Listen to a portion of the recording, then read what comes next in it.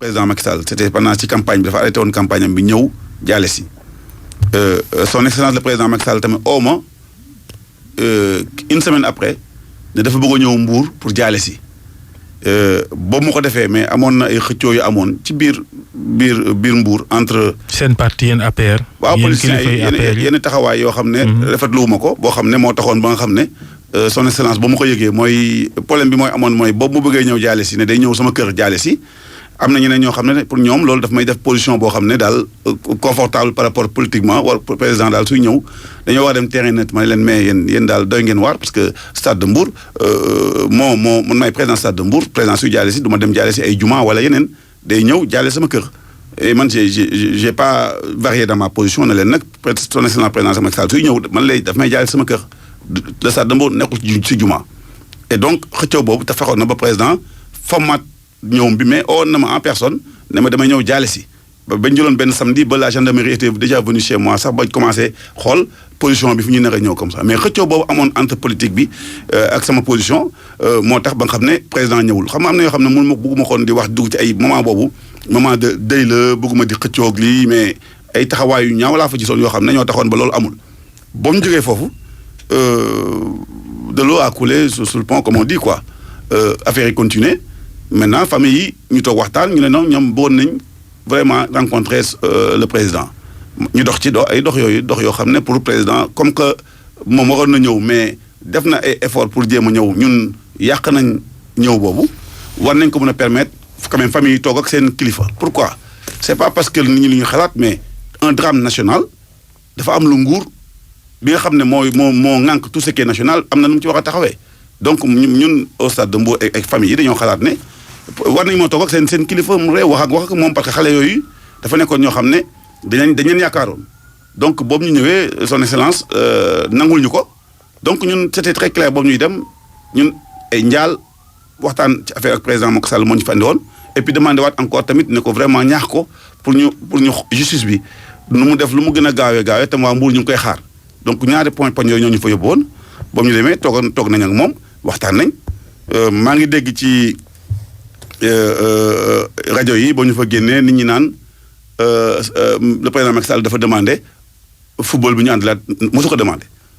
le président Macky Sall pour ngeen footballaat ak Wakam loolu bokkul woon ci waxtaan bi. bokkul woon ci waxtaan non c'est que c'est le président Senghor moo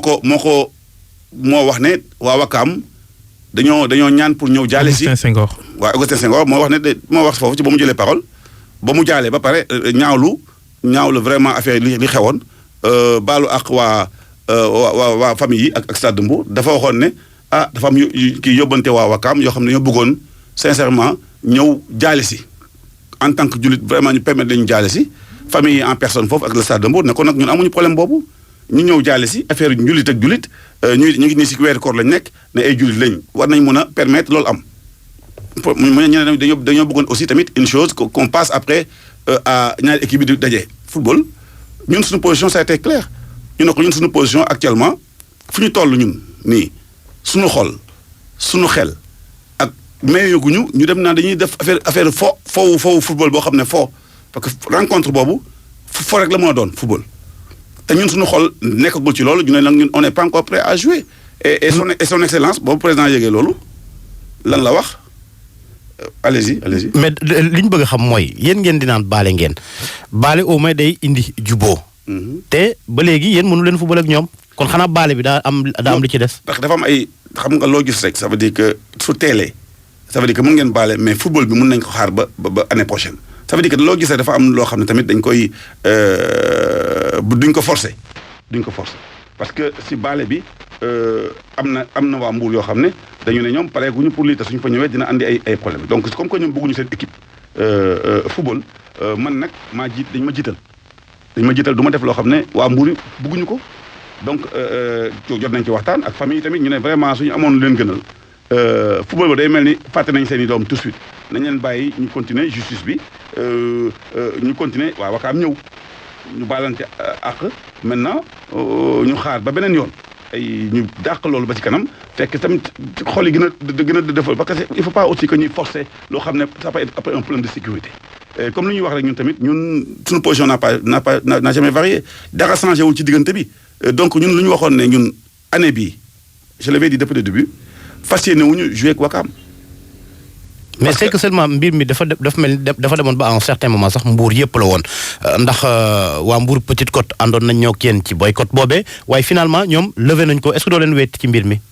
non mais vous savez une chose man je pense que il faut que ngeen xam benn affaire ñun Stade de Mbour moo ñàkk ay supporters ñoo ñàkk ay doomam d'accord Mbour Petite Côte day gérer équipe am à un moment avec ses intérêts. moom day xool lu ko arrangé ñu jël seen décision ñu def ko donc ñun ay solidarité boobu qu'elle soit là ou pas c'est pas important pour ñun suñu position na varié te ñëpp xam nañ ne Mbour Stade de Mbour mooy Mbour. te su nekkee waa Mbour yëpp nag dañoo taxaw on le voit sur les réseaux sociaux si waxtaan def nañ ay réunions yu dul jeex parents yi si boppam suñu ma waxee ne ñoom tamit saali de suñu amoon lu ñu gënal wax ñu ko ñun comme ça ne ngeen bàyyi ba beneen yoon mais vraiment suñu xol neexul man du ma def loo xam ne du neex parents yi du ma def loolu loo xam ne seulement pour faire quoi pour pawum jeu boo xam ne amatul benn enjeu amul benn enjeu. oui mais comme football nee nañ fair play laak lu ni mel. est-ce que mënul woon am sax ñu jàppee match bi nga xamante ne day indi jàmm ci diggante ñaari. non c'est pas le match qui va le faire pour man njaal bi la. njaal boobu mooy andi jàmm. parce que nekkul match mooy andi jàmm ci entre au contraire mën na créer d'autres choses yoo xam ne des éléments non contrôlés ñu daje ñu lii et puis en même temps tamit suñu demee nag en plus duñu bëgg a football loolu foo xam ne je veux dire du suñu terrain day nekkaat beneen sanction supplémentaire ñun suñu xam nga ñoom su nekkee ne dañuy wax ne dañuy organiser quoi qu'il arrive di appliquer le règlement mais le règlement waxul le Stade de Mbour dafa ko dem. mais Salif Samb gannaaw ay jàmm itam nee ngeen baale ngeen ñee nangu nañu xëy na bu ngeen jaale championnat xam nga engagement sa club Stade de Mbour mooy football programmation bi ligue bi def ci championnat bi programme nañ leen ak Wakam sax fa wàcc na ndax dafa tardé non seulement waaye gañewut lu ko tax a mën a téye ci championnat day wàcc na am dese na ay match léegi est-ce que sportivement waru leen a nangu football ak Wakam problème mu jàpp parce que bu ngeen footballul ak Wakam tamit championnat bi jànd ci laxasu. waaw mais loolu c'est pas du suñu responsabilité loolu responsabilité ligue bi la. ligue bi boobu affaire bi amee y avait d'autres solutions yoo xam ne su ko jëloon peut-être que lii mën nañ fi bañ parce que waa Wakam waxoon nañ leen ne ñëw leen ñu toog ñu waxtaan. avant ngeen yan solution la ligue bi waroon jël sa gis-gis pour régler problème bi. waaw mais c'est parce que permettre Wakam mu xaar ba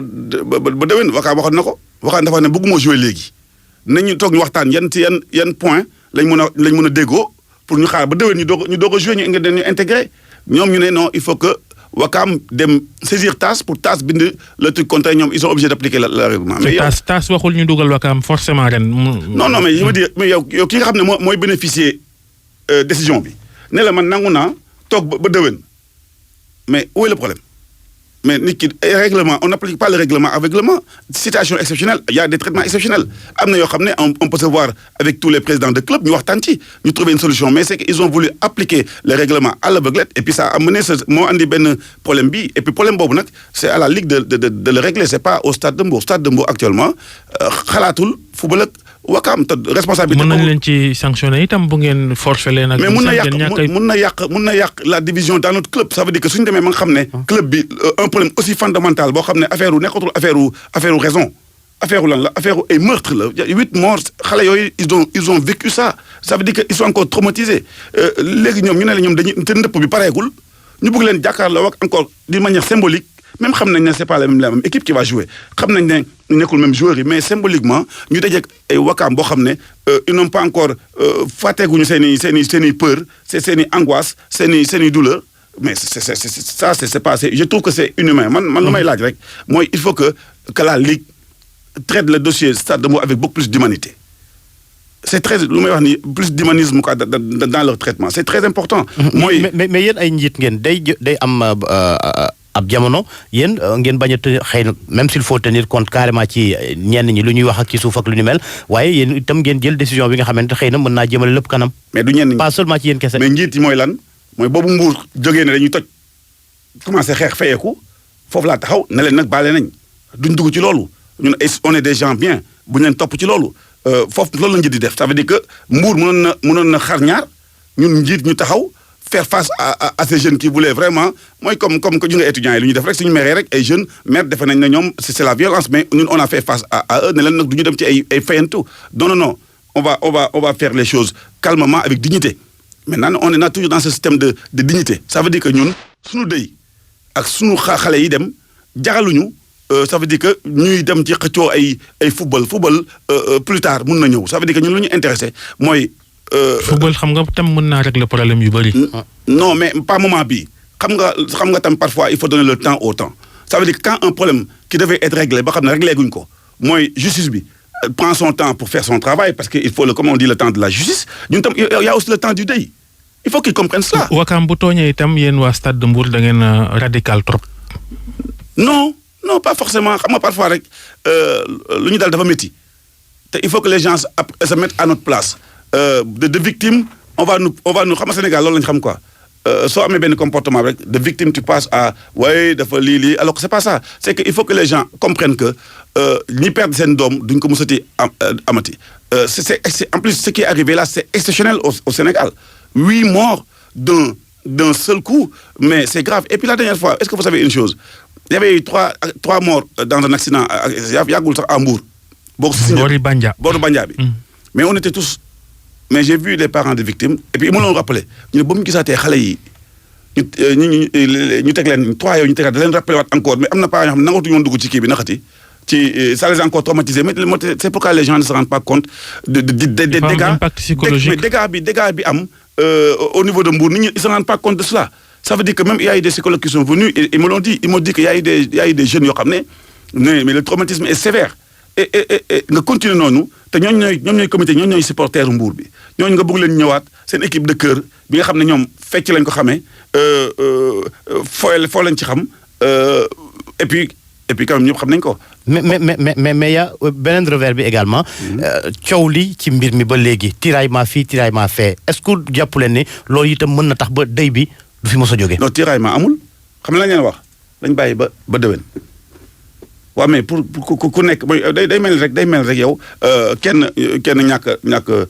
doom nga ne ko nañ il faut tey ñu dem benn ngénte mu ne la non sama xel nekku ci nit ki de ça veut dire que il faut ñu am dignité boobu ak benn njërmande boobu bàyyi waa Mbour le temps du deuil te le temps du deuil nag pour man avec un match sans enjeu boo xam ne kii wàcc na ñun actuellement nii est-ce que vous savez que actuellement nii le Stade de Mbour a la possibilité d'être deuxième du championnat on a 3 matchs de retard et on est seulement à 3 matchs de retard yoo xam ne ñaari seen digg ak Wakaam la xam nga ça veut dire que actuellement nii pour ñu am suñu amoon 6 points on est deuxième ça veut dire que ñun nga xam ne ñun c'est pas forcément le fait du classement qui nous intéresse ce qui nous intéresse c'est seulement que ñun nous savons tous que le football bi ñoo ko bokk ensemble loolu tax après année bii tamit on a compétit mais sincèrement si ay manquement. bu ngeen continuer ni ba déwén problème bi du réglé Saliou Samb. non déwén Wakaam duñu daje ak ñoom. waaw mën nga dajee ci coupe du Sénégal ak lu ne. waaw mais loolu dina fekk xam nga loolu dinañ lii parce que waxtaan nañ suñu biir boo xam ne famille yi ak lépp dañuy wax ne mën nañu bàyyi rek le temps du deuil déjà Wakaam nañ ñëw ñu baalu si entre jullit ak jullit entre ay croyants. ñu ñëw baalante ak ça c'est le minimum boo xam ne war na am suñu diggante ak ñoom te j'en ai parlé aussi avec le président Aziz parce que dañuy déggante le président Aziz. président Wakaam. le président Aziz waxtaan nañ ci. jërëjëf Saliou Samb jërëjëf Georges Déthié Diop. Vous avez besoin de caution sur des marchés publics ou privés? Adressez